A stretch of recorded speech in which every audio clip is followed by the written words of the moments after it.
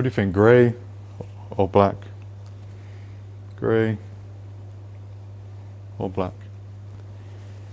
Looks like a bikini.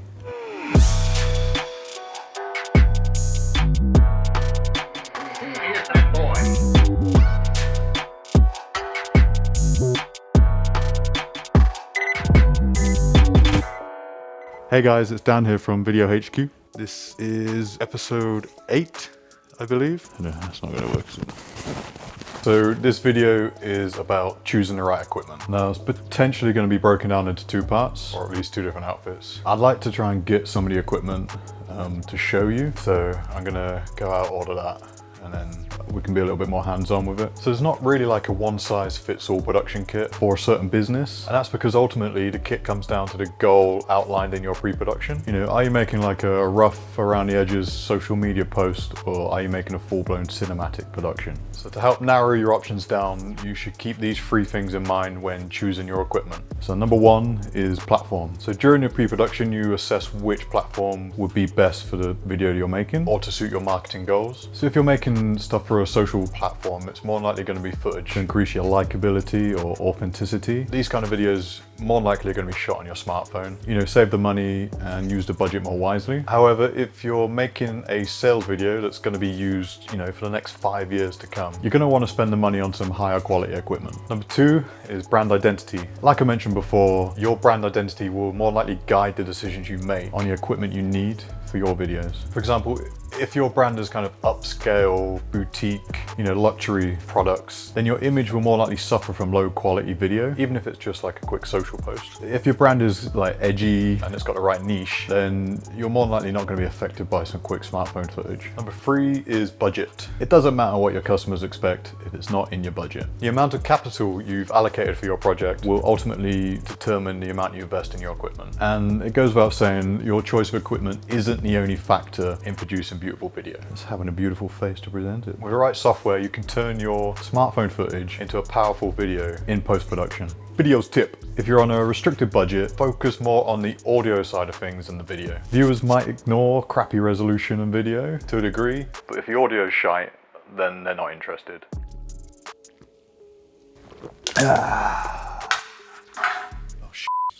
How to choose your equipment. So this isn't my area of expertise, but luckily it is Joey's. And the reason he's covering audio first is because despite what you may think about having a hot camera, audio is far more important when it comes to having a video that your viewers are going to watch. From Joey's years of experience and mine, you know, viewers will tend to forgive shaky footage if you've watched my stuff. I'm hoping you forgive me. But they're less likely to forgive crappy audio. Muffled voices, and background noise. That's a bit of a deal breaker. If it looks good, but you can't understand what they're saying, and you can't hear anything because there's dogs barking in the background, you know, what's the point? Viddyoze tip.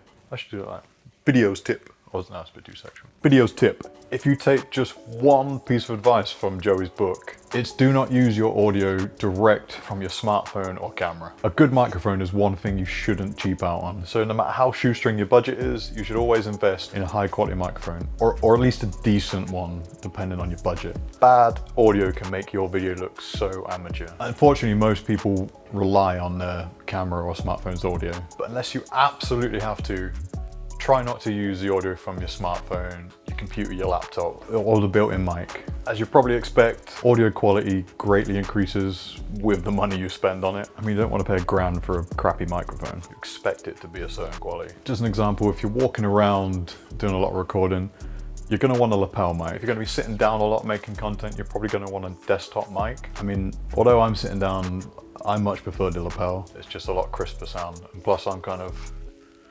away from anywhere that's the microphone can stay. If you're going to be doing a lot of narrative, like voiceover work, you're probably going to want to invest in more of a high quality podcast microphone with pop filters and other attachments. Viddyoze tip.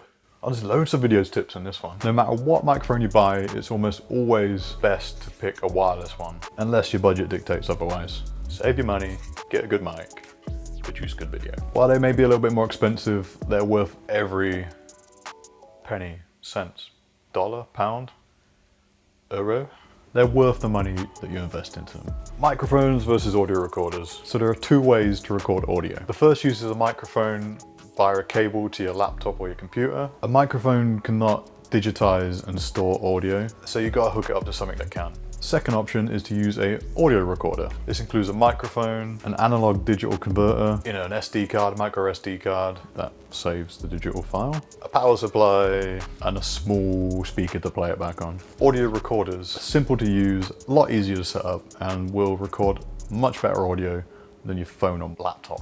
However, they won't produce the kind of sound quality you get from a microphone. Also, if whoever's presenting is holding a recorder up like this, it's gonna look a bit odd. For those reasons, most people prefer to purchase a microphone and all the accessories that come with it. However, that doesn't mean you won't find another use for an audio recorder. You might choose to purchase one for audio on the go, since they're portable, or you might plug an XLR microphone into it. Joe prefers a Zoom H4n recorder, as you can record into 4 channels, but we have the new H6, which we definitely recommend.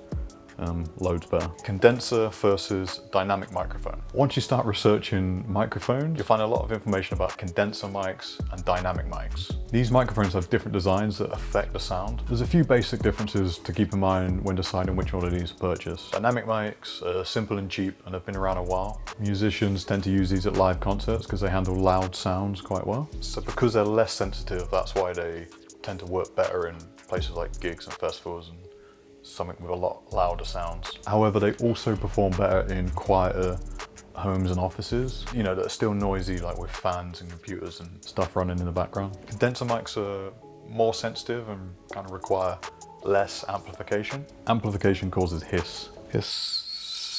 Avoiding too much amplification can give condenser mics a much more cleaner, crisper sound for recording, which makes them an ideal choice for like studio production work. In the book, Joe is given 6 pickup patterns you should know about. A pickup pattern describes the direction of the audio that the mic will pick up, how the sound is received into the microphone. So there are 6 basic pickup patterns. An omnidirectional, self-explanatory, it comes from all directions. That makes them a great option for audio that you can't really control, like offices or parties, etc. Whilst they're easy to use, they also pick up every other ambient sound. A bee farting, for instance. A cardioid. Cardioid.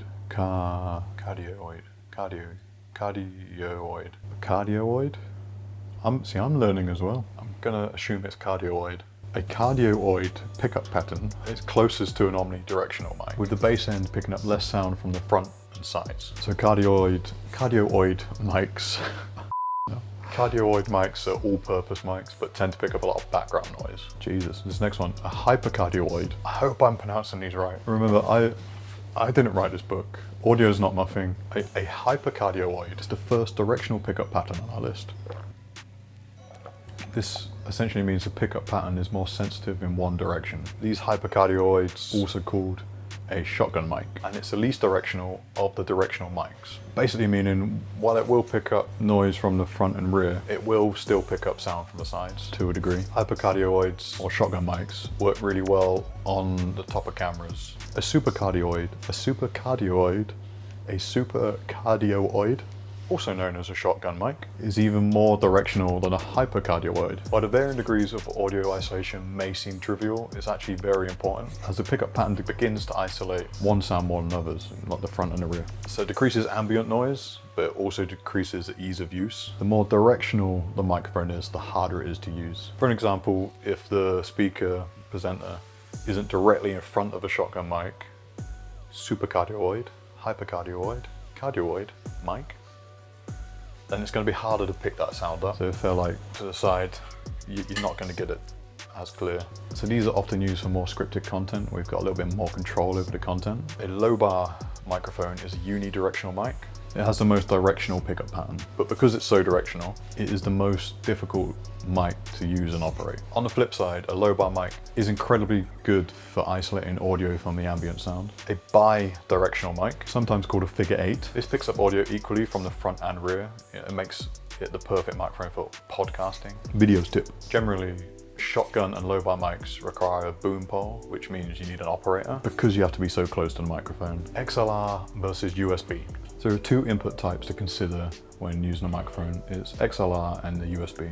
A USB mic or a universal serial bus. It has a port that connects directly from the microphone to your computer. So an XLR mic cannot connect directly into your laptop or computer. So it needs to go like direct through an interface. USB mics pretty much most of the time record directly into your computer or like an SD. But because an XLR mic goes through an interface, you have a lot more control over the sound than the audio. But understandably, some beginners find it a lot more intimidating to use, a little bit more complex, and quite rightly, more likely are going to opt for a USB one. It's a lot simpler, easy to use. So because XLR mics are generally more customizable, it does make them a lot more expensive than the typical USB microphone. But that doesn't mean you won't be satisfied with the quality of a USB microphone. But if you're planning on recording high quality audio often, you know, like for podcasts, then you're going to want to invest in an XLR mic and interface. And depending on the kind of video camera you get, you often have a direct XLR input or a little A box that go into the microphone jack, which you can stick your XLR into.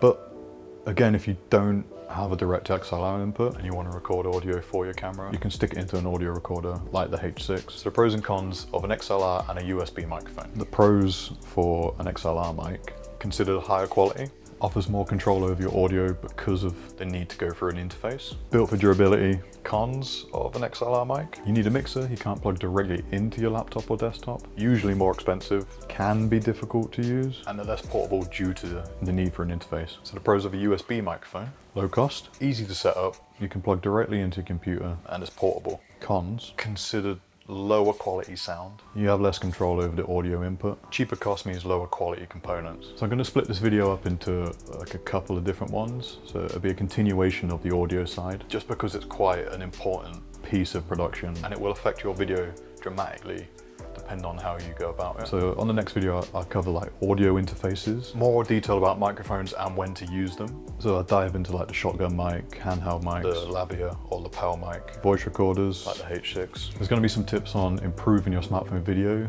with audio. Again, this is all new to me, so I'm learning with you. But yeah, so that's what I'll cover in the next video. Hopefully you've got some use out of this one. Again, audio isn't my strong point, so apologies if I've mispronounced stuff. That's what you get when you listen to me. Peace.